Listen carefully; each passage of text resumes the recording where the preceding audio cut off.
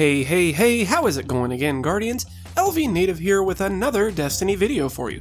Well, it is Friday, February the 3rd. Xur's back in town. Let's go ahead and take a look and see what he's bringing us, shall we? But before we get into that, let's take a quick look at the feature comment of the day. And today's feature comment comes to us from the Ultra999. And he says, "Thanks for the vid. I love your vids, and you deserve 10 million subs." Well, thank you very much for that, man. Greatly appreciate it. And guys, if you want to be featured as the next comment of the day, all you got to do, drop a comment in the section below, hit that like button on this video, and I just might pick yours to be the next feature comment of the day. Alright guys, and this time around, Xur is hanging out over in the North Tower again, over near the speaker, all the way to the back here, over by this little ledge. Well, you got a lot of people here, man. Hopefully that means you brought something good. Let's find out together, shall we? And, okay, not your best lineup. Alright, let's go through this real quick. We got our Legacy Engrams. You know my feeling about this one by now, guys. Just avoid them. I mean, unless you have a Year 1 helmet that you have to get your hands on. Otherwise, save your Strange Coin for something else. The Helm of Saint 14 for the good old Titans. This one blinds enemies inside of your Word of Dawn.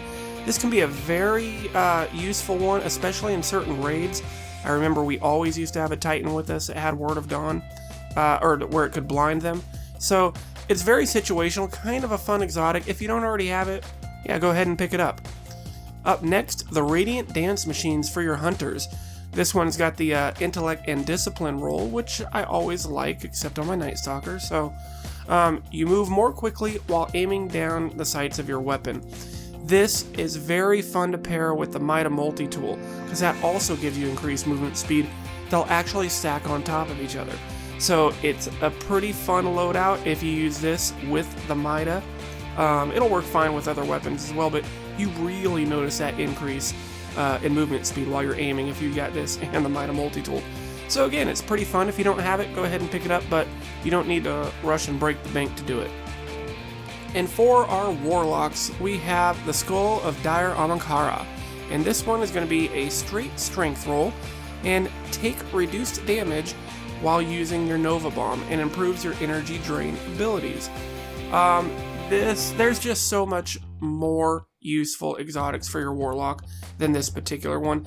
It's kind of nice that, while you're casting your Nova, you have a little bit more survivability, but it just doesn't, come into play that often to where you're actually noticing much of a benefit of it. For me, it's kind of a pass. If you don't already have it, you're looking for something to buy, sure, but there are so many better exotics out there for the Warlocks right now, other than the Skull of Dire Amankara. Alright, for the weapon this time around, we have got the Invective Shotgun. So let's go ahead and take a little bit closer look at this one, just to see what's special about it. For one, it fires in full auto mode, so it's got a decent impact for firing at full auto. This can dish out a lot of damage in a short amount of time. You got Accurized Ballistics, Field Choke, and Linear Compensator. Here you have the final round, so the last round in the magazine is going to do bonus damage. Got Quick Draw, Fitted Stock, and Send It. Definitely go with Send It because you want the most range that you can whenever you're using your shotguns. And you have the Invective perk. This weapon regenerates ammo over time. That's right, it is the icebreaker of shotguns.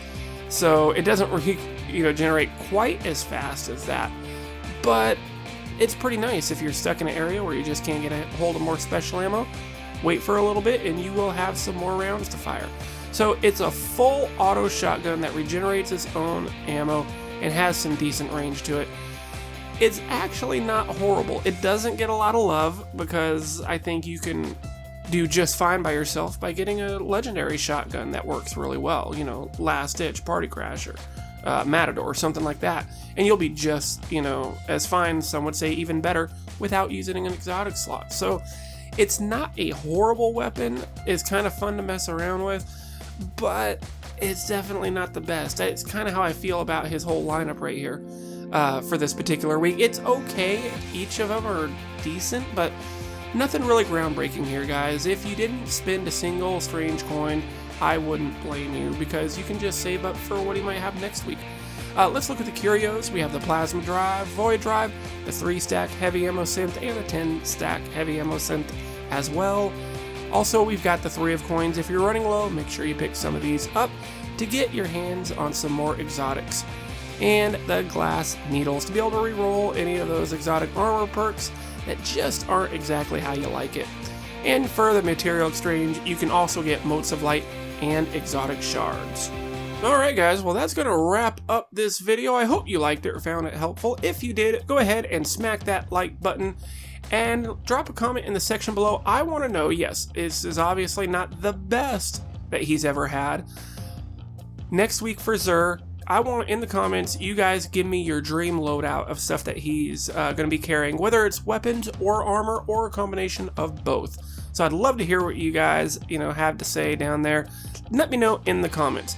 But as always, Guardians, this is LVnative. You guys are awesome, and I will see you in the next one.